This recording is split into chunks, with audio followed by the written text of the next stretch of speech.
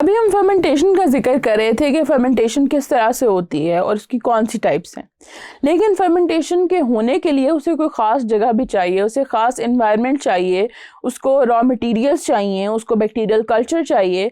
अब ये सारी की सारी चीज़ें जो हैं ये कहाँ पे होती हैं, कहाँ पे रखी जाती हैं, वो एक ख़ास किस्म का हमारे पास सेटअप होता है, ख़ास किस्म का कंटेनर होता है जिसको हम कहते हैं फर्मेंटर।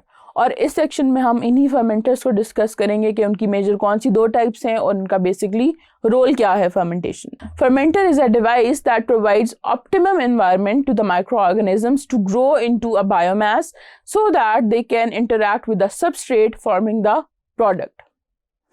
अब आसान लफ्ज़ों में आपको बताऊं, एक फर्मेंटर एक कंटेनर है जिसके अंदर हम अपना रॉ मटेरियल, अपने बैक्टीरियल कल्चर, फिर उसके अंदर हम क्या करते हैं कि टेम्परेचर को हमने मेंटेन किया होता है, हमने उसकी पीएच को मेंटेन किया होता है, प्रेशर मेंटेन किया होता है।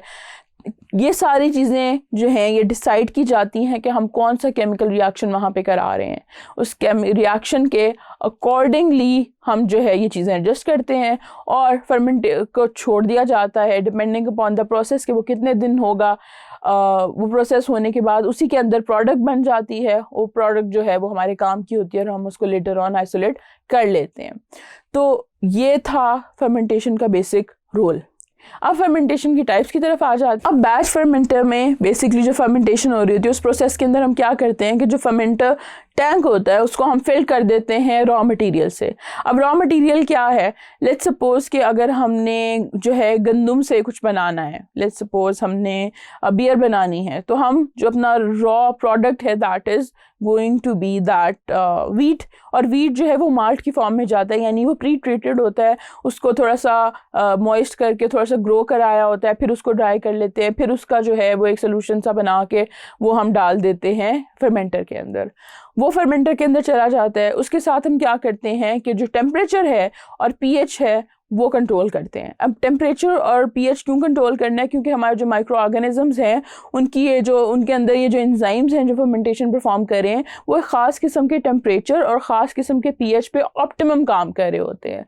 तो हम अपने माइक्रो ऑर्गेनिज्म के हिसाब से वहाँ पे एक सेट टेम्परेचर रखते हैं और पीएच को मेंटेन करते हैं with the addition of acid and base. और हमने उसमें एक पीएच प्रोब लगाया होता है जिससे हमें पता चल जाता है कि इस टाइम इस सोल्यूशन की पीएच क्या है। उसके साथ साथ हम कुछ न्यूट्रिटिव सप्लीमेंट्स भी ऐड करते हैं।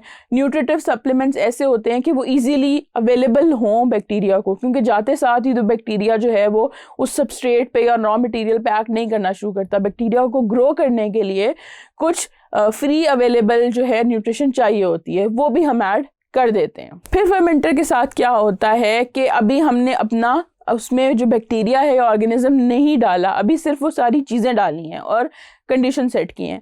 उस टाइम पे हम जो चीज़ें हमने अंदर डाली होती हैं उसको स्टीम स्टेरिलाइज कर लेते हैं। स्टेरिलाइज करने का ये मकसद है कि उसके अंदर और कोई भी हार्मफुल बैक्टीरिया जो है ग्रो ना कर रहा हो, उसके अंदर कोई भी डिजीज़ कॉजिंग बैक्टीरिया या ऐसा बैक्टीरिया जो कि हमारे माइक्रो ऑर्गेनिज्म के लिए हार्मफुल हो, वो सारी चीज़ें ख़त्म हो जाए अंदर से, वो बिल्कुल स्टेरिलाइज हो जाए। जब हम उसको स्टेरिलाइज कर लेते हैं तो उसके बाद हम प्योर कल्चर लेते हैं अपने माइक्रो ऑर्गेनिज्म का, वो यीस्ट है या बैक्टीरिया है वो ऐड कर देते हैं। उसके बाद वो ऐड करने के बाद जो है फर्मेंटेशन जो है इट प्रोसीड्स और एक टाइम गुजर जाता है, प्रॉपर टाइम होता है कि इतने दिन तक फर्मेंटेशन होती रहेगी। जो फर्मेंटर का जो अंदर जितनी भी चीज़ें होती हैं उसमें सारा कुछ फिर वो रिमूव कर लिया जाता है। फिर हम फर्मेंटर को दोबारा से क्लीन कर लेते हैं और उसमें से एक नया बैच जो है उस प्रोडक्ट का प्रोड्यूस हो जाता है।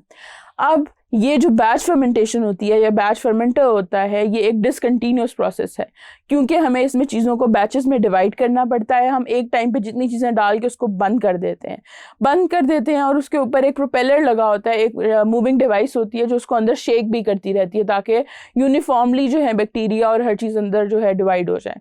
लेकिन at the end of the process हम उस सारे मटीरियल को उसमें से रिमूव कर लेते हैं और उसमें से अपनी प्रोडक्ट जो है लेटर ऑन उसको प्रोसेस करके निकाल लेते हैं। तो ये बैचेस में हम काम करते हैं, इसीलिए हम उसको बैच फर्मेंटर कहते हैं। दूसरी जो हमारे पास टाइप है वो हमारे पास क्या होती है, कंटिन्यूस फर्मेंटेशन।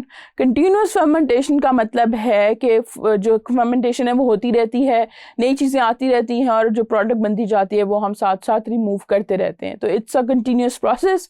अब हम ये करते हैं कि इस वाले प्रोसेस में जो सबस्ट्रेट है, यानी कि वो वाला रॉ मटेरियल जिसमें हमने ऐड कराना होता है, वो कंटिन्यूस रेट पे फर्मेंटर के अंदर ऐड होता रहता है।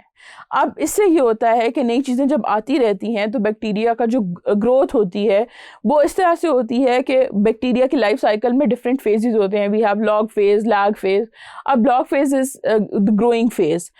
जब हम कंटिन्यूसली नया मटेरियल ऐड करते रहते हैं और उसको फ्रीली अवेलेबल चीज़ें मिलती रहती हैं ग्रो करने के लिए, तो बैक्टीरिया उसके अपने ग्रोथ फेज में एग्जिस्ट कर रहे होते हैं ज़्यादा उस पूरे के पूरे फर्मेंटर के अंदर। और जो फर्मेंटेशन प्रोडक्ट्स होती हैं वो भी कंटिन्यूसली एक साइड से, जैसे कि आप डायग्राम में देख सकते हैं, निकलती रहती हैं। जो बैक्टीरियल कल्चर होता है वो हमने समहाउ फर्मेंटर के अंदर किसी तरह फिक्स किया होता है, ठीक है। वो सारे के सारे उसमें नहीं होता, वो पहले ही वहाँ एक चेम्बर अंदर बना के हमने अपना वहाँ पे फिक्स किया हुआ है और उसके पास से हम जो है अपनी प्रोडक्ट निकाल लेते हैं और ऊपर से नया जो है वो आता रहता है मटेरियल।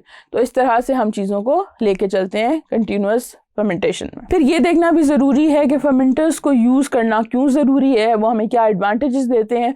तो सबसे पहला एडवांटेज है कि ये हमें एक कंट्रोल्ड एनवायरनमेंट देते हैं as per the need of the reaction, कि रिएक्शन की नीड क्या है, उसको टेम्परेचर कितना चाहिए, पीएच कितना चाहिए, टाइम कितना चाहिए, फ्लो क्या होना चाहिए आने का, प्रोडक्ट के निकलने का और नए मटीरियल के आने का, ये सारी चीज़ें हम कंट्रोल करते हैं। ये इस कंट्रोल की वजह से जो फर्मेंटर है वो ग्रोथ जो है ऑर्गेनिजम्स की उसको कंट्रोल करता है, लाइक न्यूट्रिएंट्स, ऑक्सीजन और ग्रोथ इनहिबिटर्स, पीएच, टेम्परेचर, ये सारी की सारी चीज़ें जो हैं हम उस फर्मेंटर के अंदर कंट्रोल कर सकते हैं, कि क्योंकि उसकी हर चीज़ हमारे अपने हाथ में है कि हम उसमें से क्या ऐड करें और क्या रिमूव करें, और उसमें से एक्सटर्नल फैक्टर्स का कोई रोल प्ले नहीं हो रहा होता। फिर जो है एक फर्मेंटर जो है उसके पास several 1000 litres of growth medium होता है, यानी कि ये हम फर्मेंटर छोटी छोटी उसकी बात नहीं कर रहे। ऑल दो एक्सपेरिमेंटल स्केल पे जो हम फर्मेंटर्स यूज़ कर रहे थे वो छोटे छोटे होते हैं, लेकिन जो इंडस्ट्रियल प्रोसेसेस होते हैं उसमें थाउजेंड्स ऑफ लीटर्स का जो मटीरियल है वो उस फर्मेंटर के अंदर होता है। और हम लार्ज स्केल प्रोडक्शन के लिए हमेशा बहुत ह्यूज किस्म के फर्मेंटर्स यूज़ कर रहे होते हैं। फिर लार्ज स्केल है तो हमारे पास बल्क क्वांटिटीज़ जब भी इंडस्ट्रियल स्केल पे प्रोड्यूस करनी होती हैं तो वो हमारे फर्मेंटर्स जो हैं वो पॉसिबल बनाते हैं कि हम बल्क क्वांटिटीज़ प्रोड्यूस कर सकें।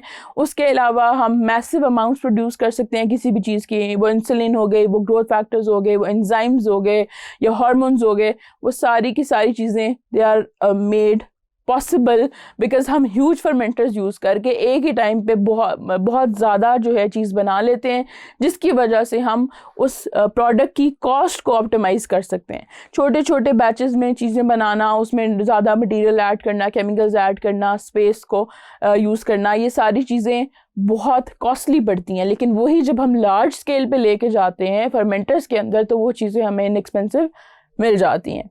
तो ये सारी वो चीज़ें हैं जो फर्मेंटर्स के बगैर पॉसिबल नहीं है, और हमारा जो इतना सारा काम है वो फर्मेंटर्स हमारे लिए कर देते हैं, और ताकि हम अपनी जो लाइफ है वो इजीली गुजार सकें और वो प्रोडक्ट जो है वो इनएक्सपेंसिवली यूज़ कर सकें।